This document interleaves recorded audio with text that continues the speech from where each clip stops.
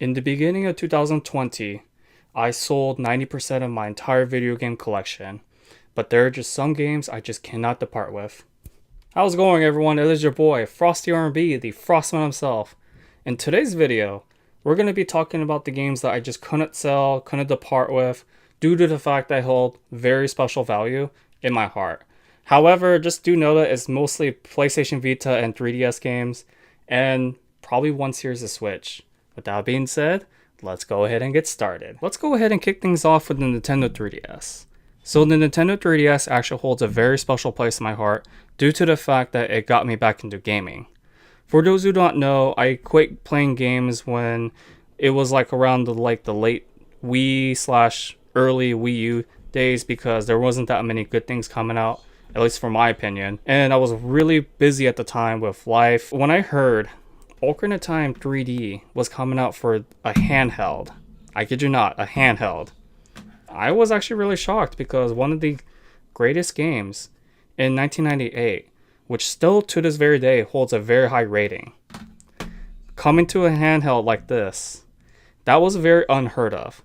Now, some may argue with Super Mario 64 DS, did the same thing for the regular DS. However, it didn't have a control pad, so directional movements in the 3D games isn't really that ergonomic, one can say. However, this had a circle pad, so this made 3D games much more comfortable to play on. And then we go to Fire Emblem Shadow of Valentia Echoes. This is actually a really good Fire Emblem game, and I'm not a big fan of Fire Emblem in general, but damn, the music, the battle quotes, voice acting, it's all top notch. It's really hard to believe that this was actually a remake of Fire Emblem Gaiden, which was actually, we never got in the West. And then the laugh and shock value, WarioWare Gold. This came out very late for the 3DS. However, I still love this game. It's very weird, quirky, and during my college years, I played it in a burst, perfect for short bus rides. It was just amazing. So the 3DS, I am still working on rebuilding my collection for it. However, I'm not entirely focusing on it. It's not a top priority. It's just a little fun hobby I like to do.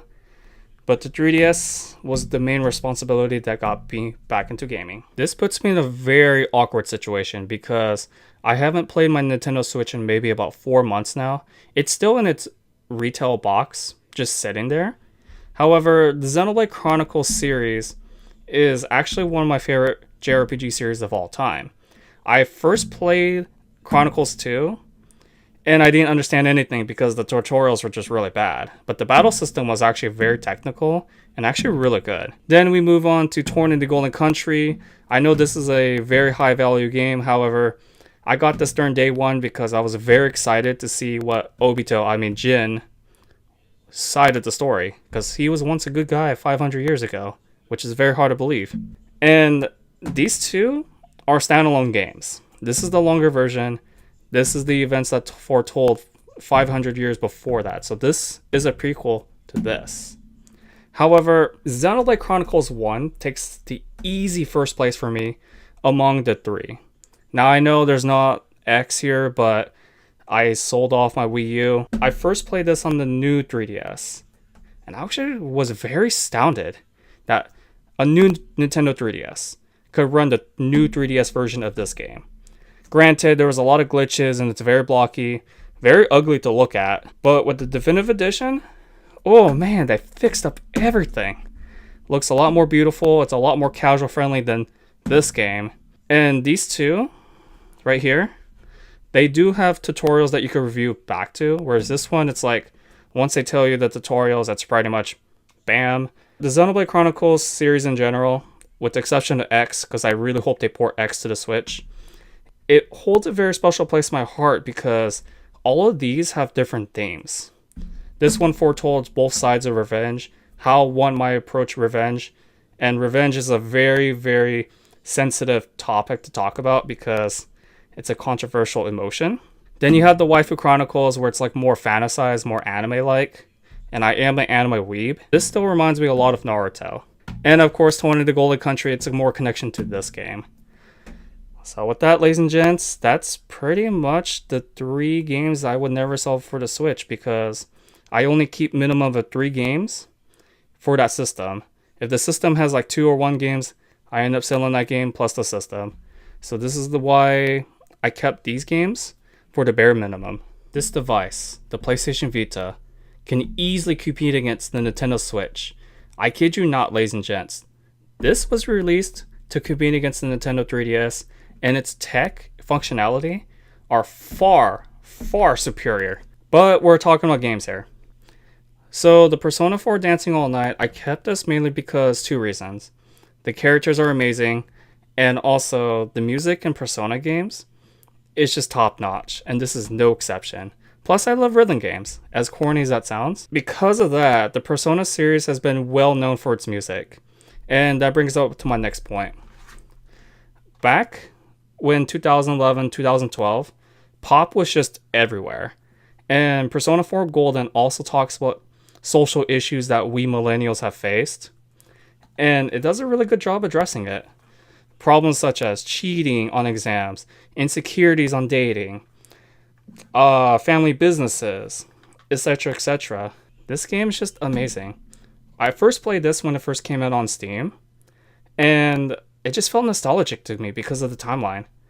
I attended high school and graduated high school in 2012, and this game takes place in 2011 and 12. And this is easily one of the games I could replay once per year, actually. That's how much I love this game. It's actually probably my number 2 spot, probably losing behind to Xenoblade Chronicles Definitive Edition. Which brings up to my next point.